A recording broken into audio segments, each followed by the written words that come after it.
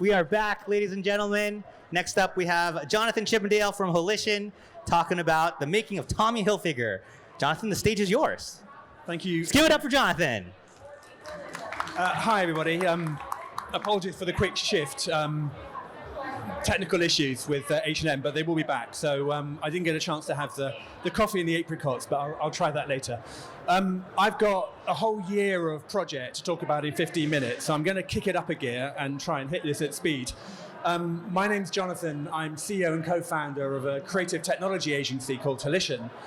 We do a range of creative technology work only for luxury, fashion, beauty, and occasionally into the art space. We create fashion shows in reality and in the Metaverse. We do visual merchandising for brands like Hermes. We do exhibition work for brands like Rolls-Royce. We do augmented reality. We do VR. We do a range of technologies, none of which is expressed, or none of which is about the technology. It's about the narrative. It's about the story behind it. And then the right technology self-selects itself. I've been asked to talk to you about work we did that was at New York Fashion Week back in September for this brand, Tommy Hilfiger. Now, Tommy Hilfiger has over the last year and a half, explored a very wide range of different types of Web3 activations. They've created a brand new team called 3DX. They're very young, they're very assertive, they're pushing into the hierarchy of Tommy Hilfiger and making a metaverse case. They've done a lot of work in avatar work. This is Richard Quinn. They've done work in Roblox. They were at Decentraland recently with mixed success, but they're always trying to investigate new ideas, investigate new areas of opportunity in the Web3 space.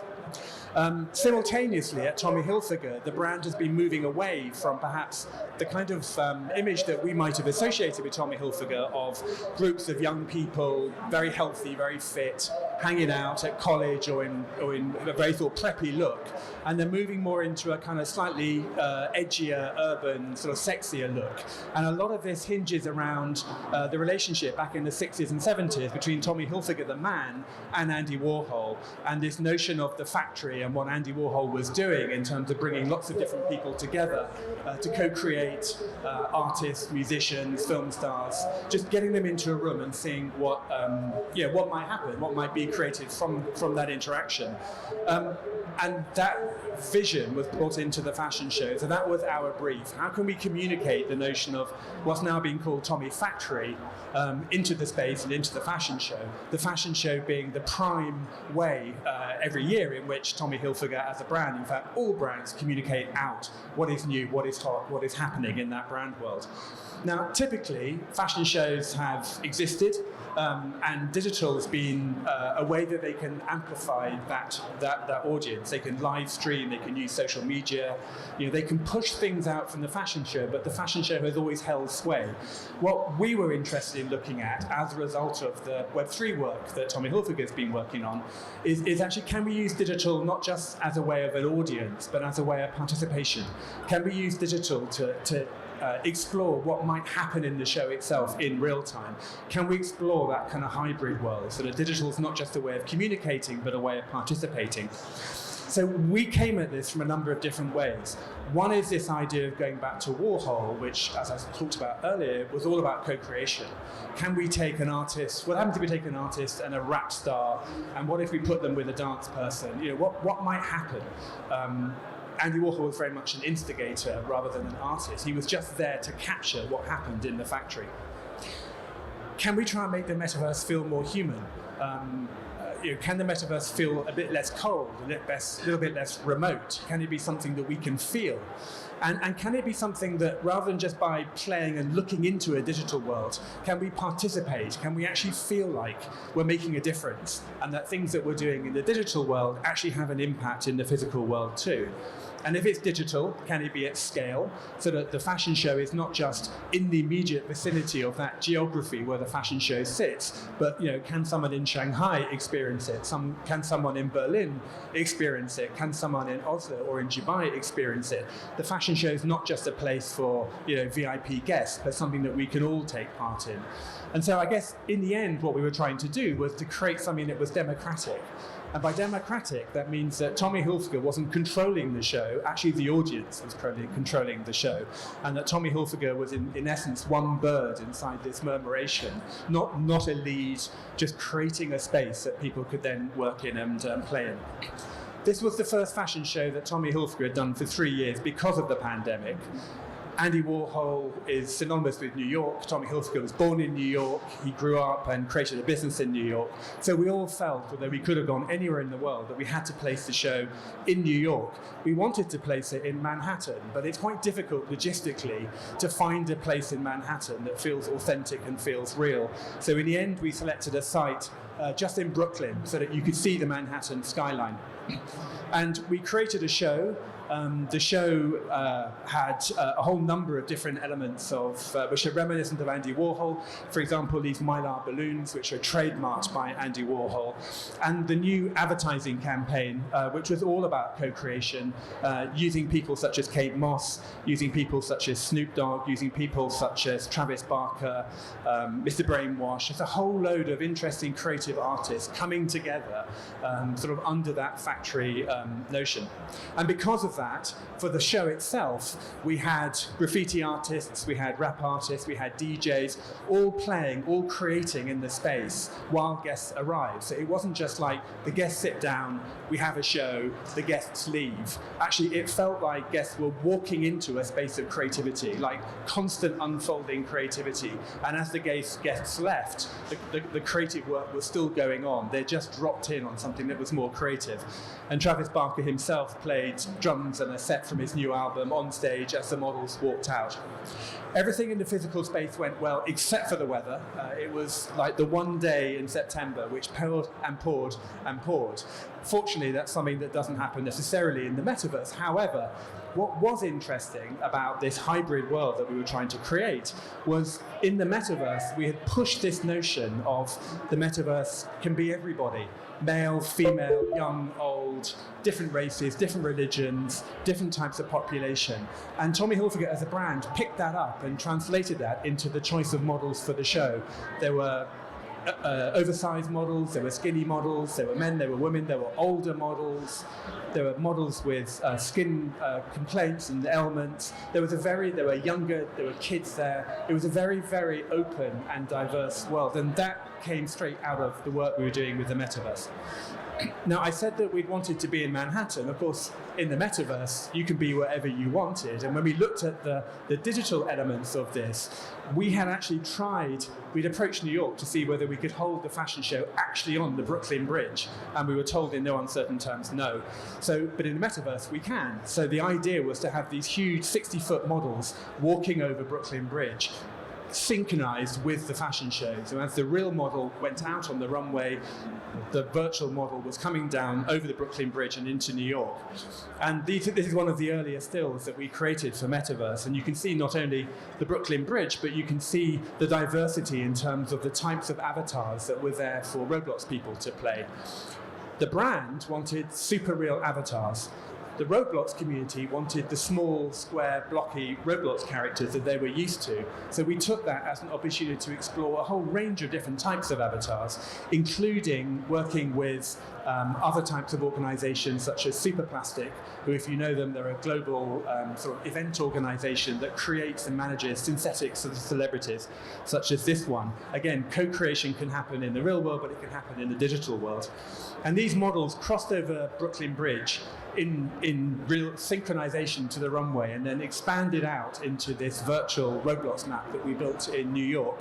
And then they all sort of congregated into there's something, obviously, clearly something wrong with the GIF on here, but congregated into this area of New York around the Rockefeller Center, where we held a virtual concert that people could go in and see Travis Barker kind of playing. I've got a film here which hopefully will play. It might not play. No, I'm sorry, the films aren't playing in this presentation, so apologies for that. we wanted then to try and take this digital world into the real world. And this is one of our early drawings of the design of the set. And actually, you can see the set is a Tommy Hilfiger TH, and that was a runway that people could walk along. We explored all sorts of ways that we could bring the real-time roadblocks into the physical world using screens. The venue itself was a drive-in cinema which had screens everywhere. We projected real-time roadblocks imagery onto the buildings around the outside. And actually, one of the creators that was actually there with the rap stars and the graffiti artists was a whole bank of Roblox esports or superstars who were playing in the game. So we were able to take these screens and put the real-time Roblox into it. Also, in the Roblox world, and you would have seen this in the film that sadly wasn't playing, but in the Roblox world, for the first time ever, we were able then to put live streaming into the gaming environment, so that real-time, so you can see the real-time models in the runway generating the virtual models too. And again, that was a world first.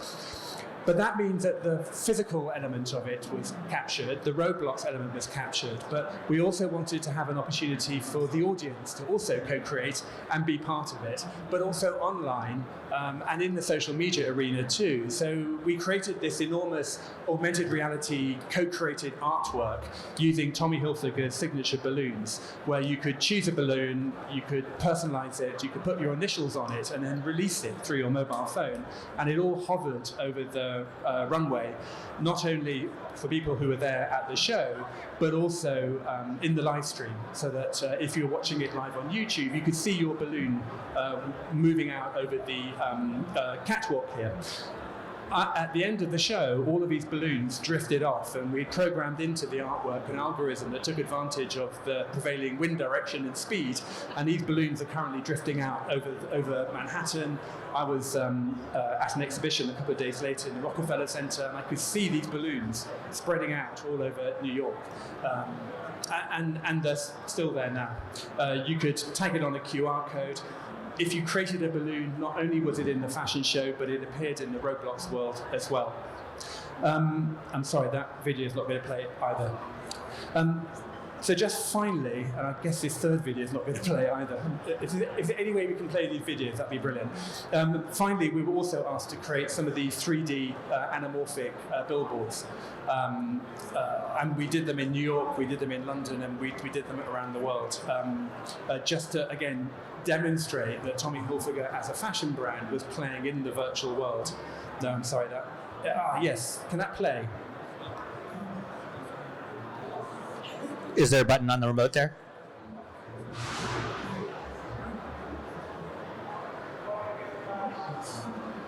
No, it's not going to. Okay.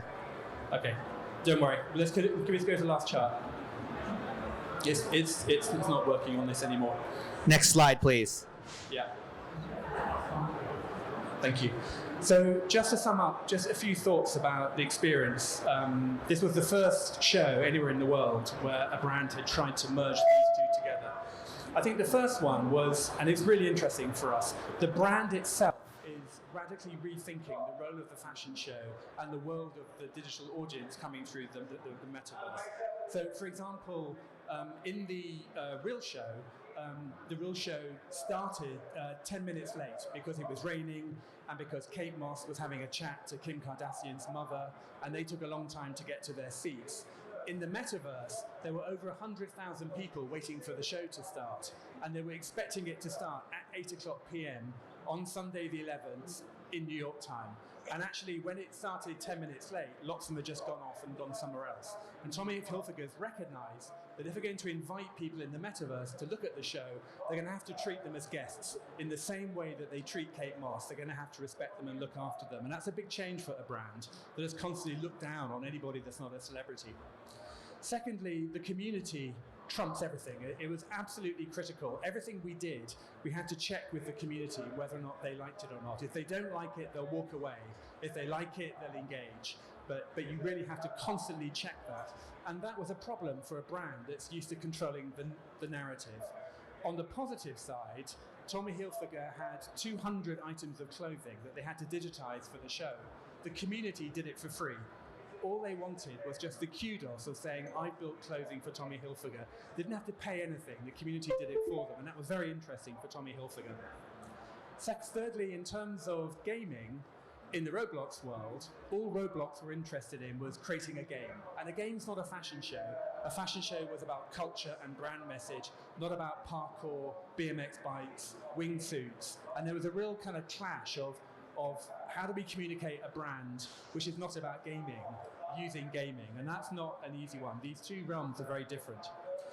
These platforms, and I mean platforms like Roblox, like Fortnite, like Google, like Meta, which used to be Facebook, ironically, they are now bigger than most corporates, and they're very slow and they're very resistant to change. It sounds mad, they're meant to be the cool kids, but Roblox were very reticent about doing anything that didn't fit within their corporate structure.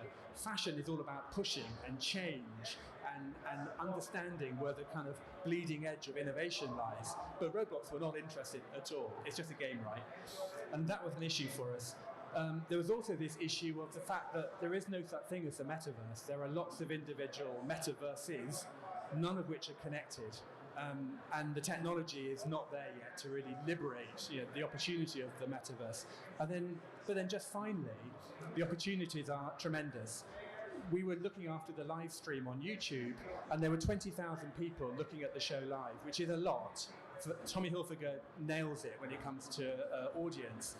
But in the Roblox world, there were 20 times that amount. Now, we can have conversations about who those people are and whether they're valid or whether they're not, or whether they're young. But there is an enormous audience out there that Tommy Hilfiger has identified, and there's an opportunity to now talk to. Thank you very much. Thank you, Jonathan. Wait, stay up here. Let's go ahead and transition you guys up. While you guys come up, I'm going to just shout out for yourself. Where can they find you online? Come on up at the back. Yeah, tell them. Great. So if you want to check out some of our work, probably the best place to go is our website, which is www.hillition.com. Or my name's Jonathan Chippendale. Hook into me on LinkedIn. Everybody that sends me a message, I always reply to. That's how we got the Tommy Hilfiger gig, because one of the Tommy Hilfiger crew messaged me on LinkedIn. Amazing. You want to work with Tommy Hilfiger? Go on LinkedIn. There's the message. Jonathan Chippendale, thank you very much. All right, moving on. Great job, Jonathan.